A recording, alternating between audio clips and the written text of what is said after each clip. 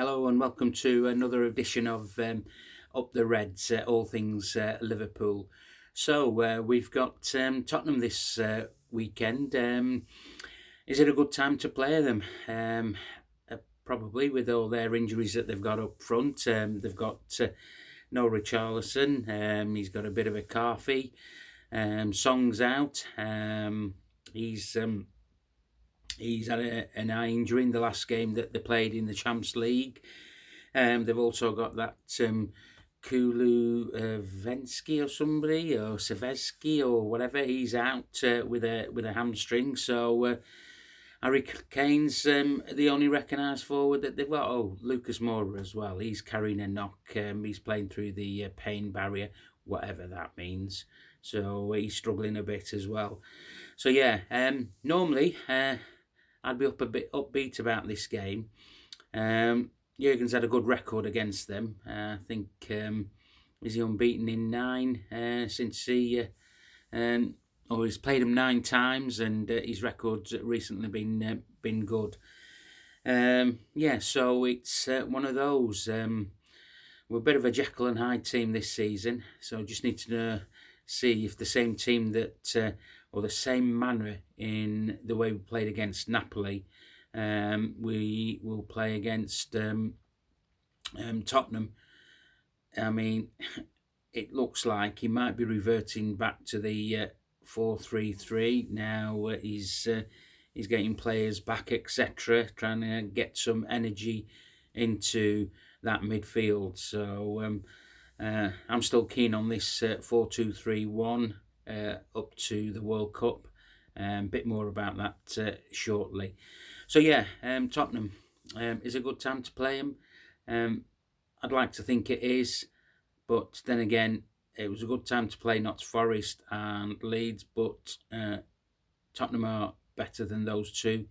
We seem to play better with the top teams, and Tottenham are there. They're in the top 4. So let's see if we can put on a good performance against them. It's going to be a very wet kick-off in London. I believe there's going to be heavy showers most of the day there. So all good to play for. On the injury front, Hendo's back, which is good. Obviously, no Milner because he's got concussion.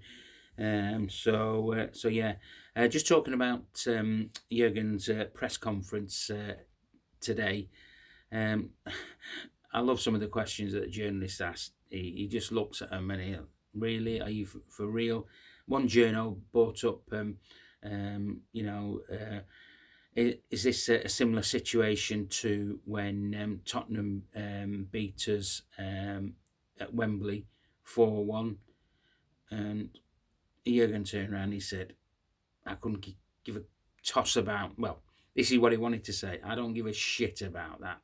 That's in past tense. I've not thought about it. It's never crossed my mind.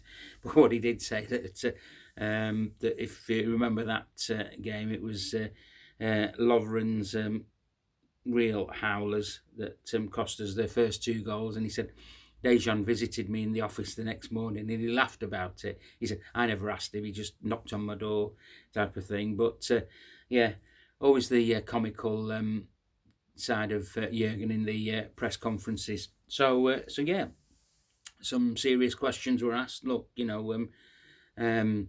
we going to take this? Is this the start of the season, etc.? He said, look, we're in a situation. We have been for the past 6 weeks. I've had to reorganise the team.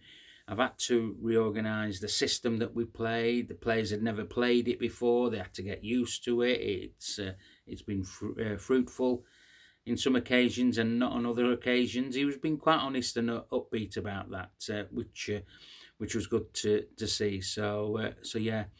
And then he was asked about the World Cup and players getting injured prior to the World Cup. And he had a very valid point. He was saying, look, players are getting injured and now they're going to miss the World Cup. He said it's this is how I'm going to interpret it. Just like I would say it, it's the most stupidest thing to ever happen by FIFA and agreed by the um, country's governing bodies, wherever they are all around the world. And he said, pathetic. He said, this is in a different interview that I saw him. He was saying, why is it that ex-players thought it was a great idea to have a World Cup in the middle of a season? He said, why didn't they ask the current players that are playing? So in other words, he knows what it is all about. It's all about corruption with FIFA and UEFA. They're just money-making machines. And then FIFA today have put out a statement. Please don't bring up any political and moral issues when you're playing in this World Cup. FIFA, you can fuck off, okay? You're taking it to a country where the human rights record is fucking shocking. So they don't believe in same-sex marriages, and the world has moved on, FIFA, but you seem to be dragging it back into the dark ages. So why don't you just grow some balls, FIFA? Keep taking your corruption money and do one. So there's my bit about the World Cup. I've never been a fan of the World Cup, as you already know on here. I make that point very clear to you all, any opportunity that I do get. So yeah, right, back to Liverpool and Tottenham. So yeah, looking forward to it. It should be a good game. Tottenham are a counter-attacking team. They like to take the pressure and then whoosh, away they go. So I'm not so sure how they're going to do that against us, but we will have to be 100% on our defensive game on Sunday, because we don't want to be conceding an early goal. It seems to be the norm this season, and we're trying to fix it, hopefully, with Ibu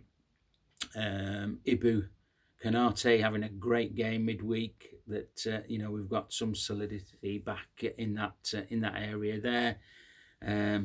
He covered for Trent a few times. Robbo should be back, I think. So team, obviously, Alisson, Trent, Ibu, Verge, and then Robbo midfield. I'd like to see if Hendo's fit. I don't want to see him on the bench. Just throw him into the game. Hendo, Thiago, Fab. I know people are talking about that Elliott should start because he's had a rest and he's been coming on in cameo roles. Some are saying Curtis Jones should start. Yeah, they're good options to have on the bench. So, and then up front, I'll see Darwin on the left. For Firmino in the middle and Mo on the right hand side. Just on those three up front, they'll have to work the socks off. I didn't think Firmino had a good game midweek. He did okay, but it was not one of his better ones. He's played a lot of football recently, so I don't know if the games are catching up on him there. But yeah, so all in all, let's get these Tottenham players a good game and hopefully a good 3 points. So just following on about the Champions League, the Champions League draw. I think in our pot we're going to have Bayern Munich, Benfica, Porto, and Real Madrid. Well, whoever we get, we have to beat them anyway to get to the final to win the big ears. So take any of those. I think the games are going to be played February, March. Fingers crossed we don't have any injuries from the World Cup. So take us through to the latter stages of the Champions League. So just on to talking about Jurgen Klopp. He got the freedom of the city of Liverpool. Brilliant. I think that's really good for him, his family, uh, the city, Liverpool Football Club. Um, you'd have to be a really hard-nosed, blue nose not to think that he doesn't warrant that award. I think it was really nice. He said it's never happened to him. It's totally out of the blue. He will take, whenever he goes back to Germany, he will take that plaque that he was given, or framed, whatever. He'll take that back, and he'll always remember the city with fondness. He loves the city, loves the people. So good for him. Just on that note, he did take in charge of his 400th game for Liverpool, which is fantastic, absolutely brilliant. I think he's won 159 league games, if the records are to be believed and correct. 7 trophies. Just he's used 104 players since his 7-year tenure there. That's absolutely fantastic. 51 different goal scorers. It's I mean, it's just phenomenal. He just goes on and on and on. He's reached 300, 400 and 500 games as the biggest league points in fewer matches than any other Liverpool manager, which again is great. He's been in charge of 76 European fixtures. Rafa's 85 when he was in charge at Liverpool, but Jurgen's only three more victories, or possibly 2 victories away from Rafa's record then, unbeaten in the league for, 1,369 days or something, from April the 1st 17 to Jan the 21st at Anfield. I mean, he holds a club record for the most unbeaten games. It was 44 matches. So yeah, he's bought 37 players.